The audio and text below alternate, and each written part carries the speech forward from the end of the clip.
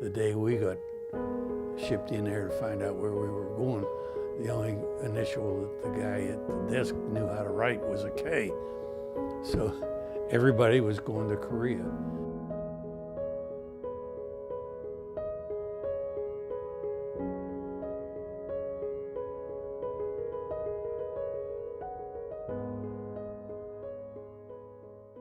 Got over there in February '55 and I got home here in '56, 16 months. I knew I had an obligation, so I volunteered for the draft. Same amount of time. Got a physical here in the old post office building, which isn't there anymore in downtown Pittsburgh. They put us on a truck and took us down to the ship.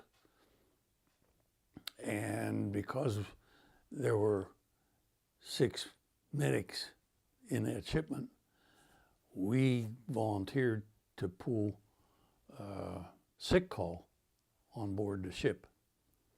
So we didn't, that was good because we got to sleep in a regular bed. The trip took us, I'd say about 2 weeks. We didn't stop anywhere. We went straight to Korea. On our first night out, we had a storm. I mean to tell you, it was a storm. That ship was going like this. The next morning, we had sick call. Obviously, people were seasick.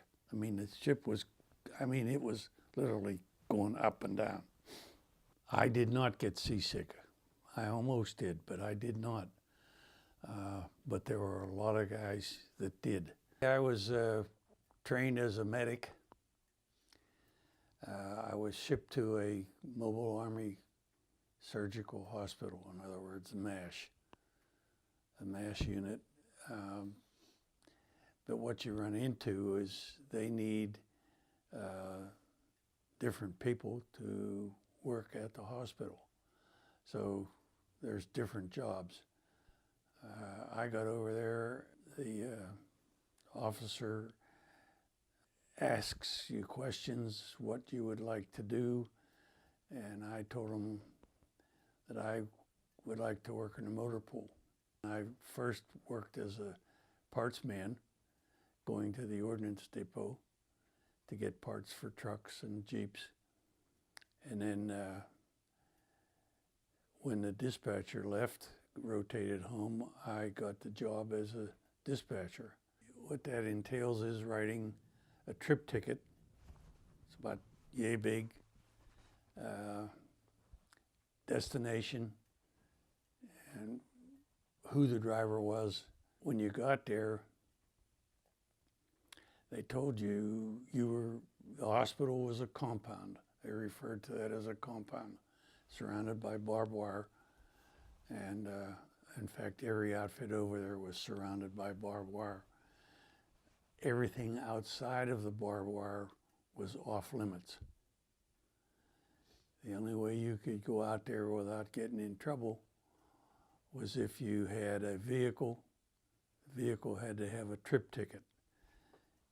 The name and number of your vehicle, and it had to be signed by the dispatcher, meaning me.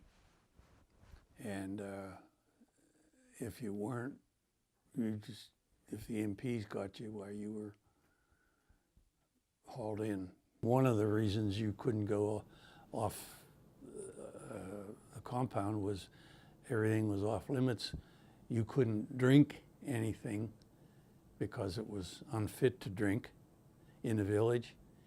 You couldn't eat anything from the village because it was unfit. Living conditions, the compound was 50 yards deep and about 75 or 80 yards across. That was your home for 16 months. When I first got there, we slept in a tent, 7-man squad tent, with a cot, an army blanket, and you had a sleeping bag, and you needed all of that because when I got there it was February and it was cold. In the summer you obviously didn't need that. In fact, it was really hot in the summer. It was freezing in the winter and hot as blazes in the summer. As far as entertainment goes, once in a while we got a movie. Saturday night we would go over and have a beer. If I remember right, beer was a dime for a can. So you could, if you had $1, you could get 10 cans of beer. The trip home was not as rough as the trip over. No storms. We shipped out, went to Japan, picked up some more soldiers, and then from Japan we went into, I think we went back into Seattle, so I got shipped back home to Pittsburgh. They took us to an airport, and I got a flight to Greater Pittsburgh Airport. And then I got a cab home. I walked down the hill, and as I met my brother coming out to his car when I was going to the house. So he was surprised to see me. At that point in time, he was in the Navy. And I walked up. I had told my mother, my parents, that my drop is in. I'm going to be home sometime such and such. So we walked back up to the front porch, and he rang the doorbell. And my mother opened the door and saw my brother standing there. I was behind him. She didn't see me. And she said, "Oh, don't scare me like that. I thought you were Jimmy." And then I stepped out from behind my brother, and she gave me a big hug and started to cry. And so got in the house, and my brother left and called my dad. He was working, so my dad come home. We had been engaged while I was in Korea. My dad went with my gal in town and bought the diamond ring. And then on Christmas of that year, my brother took the ring over to my girlfriend's house and gave her the ring. So when I got home, we were engaged.